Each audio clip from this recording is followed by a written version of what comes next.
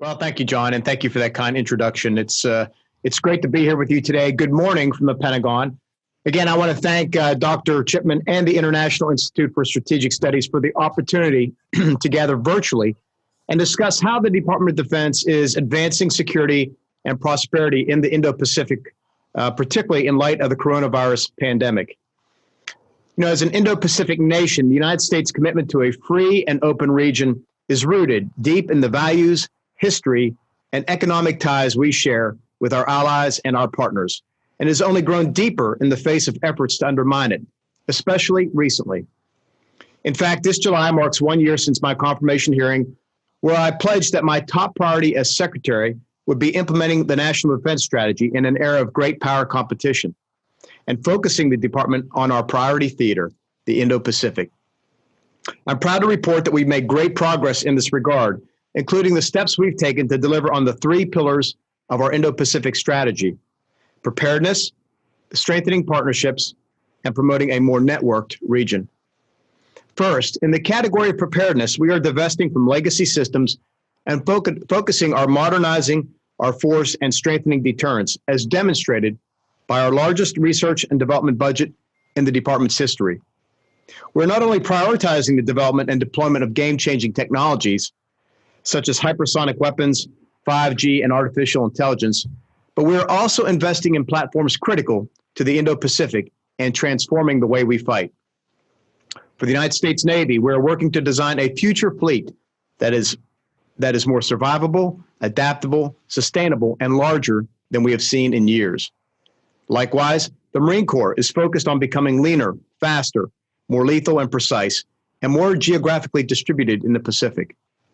Meanwhile, the Army is prioritizing long-range precision weapons to stay ahead of our competitors' growing anti-access area denial capabilities with greater speed at greater ranges.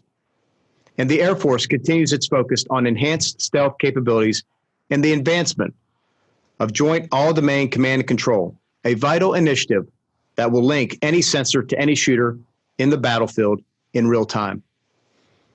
To ensure these assets, systems, and capabilities are integrated throughout our armed forces, we are developing a new joint warfighting concept and ultimately doctrine for the 21st century, and implementing novel concepts to become more nimble, less predictable, and able to rapidly shift to combat operations if needed. For instance, we've stepped up bomber task force missions to deliver a quick reaction, persistent, long-term bomber presence in the Indo-Pacific and around the globe. These deployments provide strategic predictability to our allies while remaining operationally unpredictable to our adversaries. Together, these efforts will prepare our military for future high-intensity conflicts against near-peer rivals that we hope we never need to fight, but must be prepared to defeat. Second, under the rubric of strengthening partnerships, we continue to bolster our growing network of Indo-Pacific allies and partners, a strategic advantage our competitors cannot match. Last fall, we renewed a key agreement with Singapore, extending U.S. forward presence and cooperation in the region for another 15 years. With Indonesia, we continue to partner together on maritime security and provide them with top-of-the-line military platforms.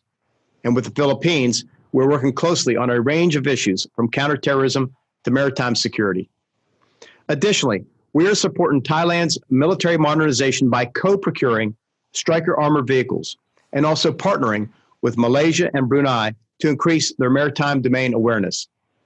And earlier this year, we conducted the second ever U.S. carrier visit to Vietnam in over 4 decades. While we develop these strategic relationships with emerging regional partners, we continue to build on long-standing commitments in the region.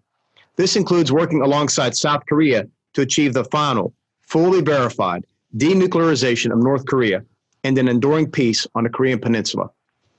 It also includes partnering with Japan in the space, cyber, missile defense, and advanced technologies domains, as well as our co-development of defense capabilities, intelligence, cooperation, and close policy alignment with Australia. Moreover, we continue to advance our strong partnership with New Zealand and remain committed to a democratic Taiwan. Further, we continue to cultivate robust relationships with Timor-Leste and Mongolia, as well as Pacific Island countries, including Papua New Guinea, Fiji, and Tonga. This summer, I enjoyed speaking with nearly a dozen of my counterparts from across the region and look forward to maintaining close contact until we can meet again in person. In fact, just yesterday, I spoke with ministers of defense from New Zealand and Korea. Lastly, I want to highlight our increased defense cooperation with India, one of the all-important defense relationships of the 21st century. We conducted our first ever joint military exercise last November, and as we speak today, the USS Nimitz is conducting combined exercises with the Indian Navy in the Indian Ocean, demonstrating our shared commitment to stronger naval cooperation in support of a free and open Indo-Pacific. We also continue to grow our defense sales and look forward to a robust 2+2 ministerial dialogue later this year to build on this progress. Third and final, under promoting a more networked region, we are encouraging Indo-Pacific nations to expand their own intra-regional security relationships and networks of like-minded partners. For example, over the past several years, Japan has provided maritime vessels to the Philippines, Vietnam, Malaysia, and Bangladesh, bolstering their maritime security. In June, Australia and India finalized an important logistical support agreement.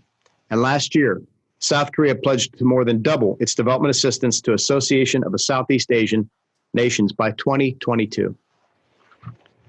To support all three pillars of our Indo-Pacific strategy, the administration looks forward to working with the United States Congress to establish a Pacific Deterrence Initiative that will prioritize our investments, maintain a credible deterrent, and demonstrate an enduring whole-of-government commitment to the region. Our efforts across the Indo-Pacific have prepared us well to respond to the prevailing crisis, the COVID-19 pandemic. The U.S. government has committed more than $325 million in coronavirus relief support for our Indo-Pacific partners, including more than $80 million for ASEAN countries.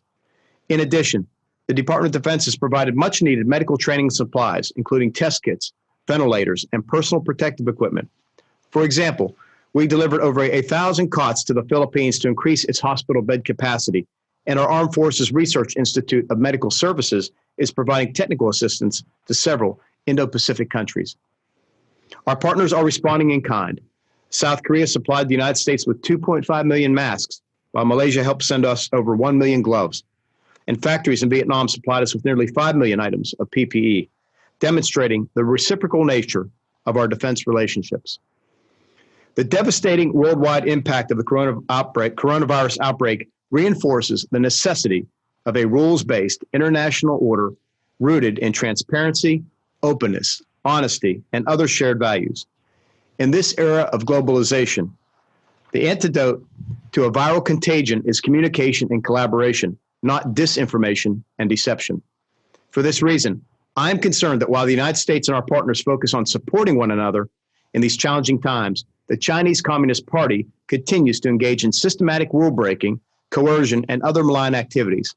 And most concerning to me, the People's Liberation Army continues its aggressive behavior in the East and South China Seas, including sinking a Vietnamese fishing boat, harassing Malaysian oil and gas development, escorting Chinese fishing fleets into Indonesia's claimed exclusive economic zone, and militarizing occupied features in direct contravention of China's commitments under international law. In doing so, the CCP has bullied ASEAN nations out of an estimated $2.6 trillion in potential offshore oil and gas revenue, not to mention access to fishing grounds that millions of people depend on for their livelihoods.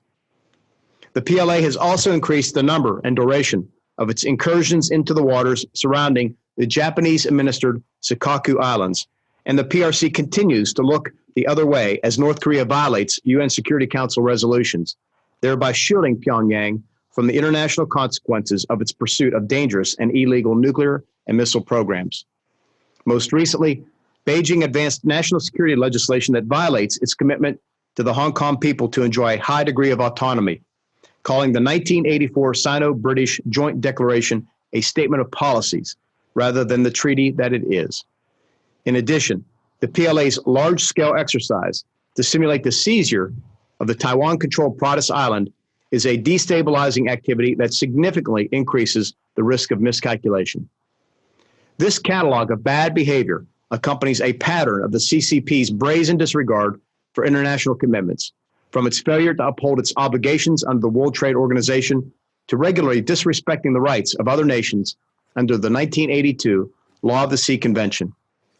Further, China's unlawful land reclamation and military exercises on and around disputed features in the South China Sea are patently inconsistent with its commitment set out in the 2002 Declaration on the Conduct of Parties in the South China Sea. Make no mistake, the CCP has been engaged in this sort of behavior for many years, but today, its true intentions are on full display for all to see. We call on China's leaders to abide by the international laws and norms that China and the Chinese people have benefited greatly from over the years. And while we hope the CCP will change its ways, we must be prepared for the alternative. Together, we must uphold the free and open system that has secured peace and prosperity for millions and defend the principles that undergird it, namely respect for sovereignty and independence for all nations, regardless of their size, peaceful resolution of disputes, mutual adherence to international laws and norms, and the promotion of free, fair, and reciprocal trade. These are not American values. These are universal, and we must be united in their defense.